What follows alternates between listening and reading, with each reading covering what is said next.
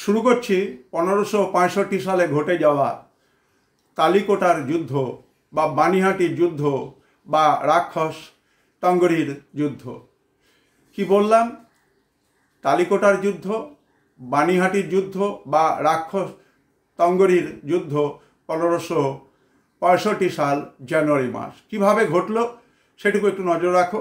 আমরা দেখলাম যে মুসলিম রাজ্যগুলোর অভ্যন্তরীণ বিষয়, সেখানে কিন্তু রাম রায় হস্তক্ষেপ শুরু করেছিলেন এবং এই সময় দেখা গেল উভয়ের একটা ঔদ্ধত্য এই যুদ্ধের জন্য প্রেক্ষাপট তৈরি করছিল।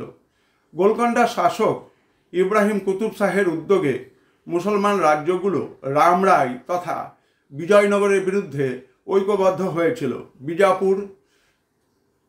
বিজয়নগরের কাছ থেকে রায়চুর, মুদগল এবং অন্যান্য কয়েকটি দুর্গ ফিরিয়ে দেওয়ার জন্য দাবি করেছিল এবং রাম রায় এই শর্ত মানতে রাজি হননি।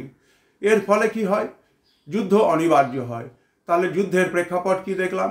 উভয়ের ঔদ্ধত্য, উভয়ের আভ্যন্তরীণ বিষয়ে হস্তক্ষেপ করা এবং রায়চুর, মুদগল এবং অন্যান্য যে দুর্গগুলো ছিল সেগুলোকে ফিরিয়ে দেওয়ার জন্য ইব্রাহিম কুতুব শাহ উদ্যোগ নিয়েছিলেন এবং রাম রায় সেটা মেনে নিতে চাননি এবং এই জন্য কিন্তু যুদ্ধটা হলো এবং এই যুদ্ধের নাম তালিকোটার যুদ্ধ, বানিহাটির যুদ্ধ বা রাক্ষস টঙ্গরীর যুদ্ধ। তোমরা পরবর্তী ভিডিওর দিকে নজর রাখো।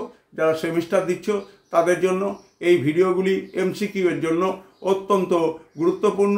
বিশেষভাবে যুদ্ধের বিভিন্ন ধরনের নাম রয়েছে, একই যুদ্ধ তার বিভিন্ন নাম, যেমন হচ্ছে তালিকোটার যুদ্ধ তার নাম হচ্ছে বানিহাটির যুদ্ধ, তার নাম হচ্ছে রাক্ষস টঙ্গরীর যুদ্ধ এবং সাল বিশেষভাবে মনে রাখবে, মাসের নামটা মনে রাখবে, কারণ তোমাদের এমসিকিউ এর জন্য অত্যন্ত দরকার।